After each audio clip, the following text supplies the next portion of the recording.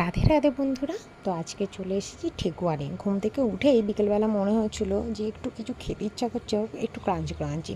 তো সবাই বৃষ্টিতে কী করে, সবাই বৃষ্টিতে হচ্ছে কি পকোড়া খায়, বাট আমার খেতে ইচ্ছা করছিল ঠেকুয়া। কারণ কিছুদিন আগে ছট পুজো গেল, আর বিহারি দাদা ভাইদের পায়ে হাত পা ধরার থেকে আমার মনে হয় নিজে করে খেয়ে নাও, তাতে হচ্ছে কি নিজের বানানোটাও শিখে যাবে আর তোমার এক্সপিরিয়েন্সটাও এসে যাবে, টেস্ট কেমন লাগছে।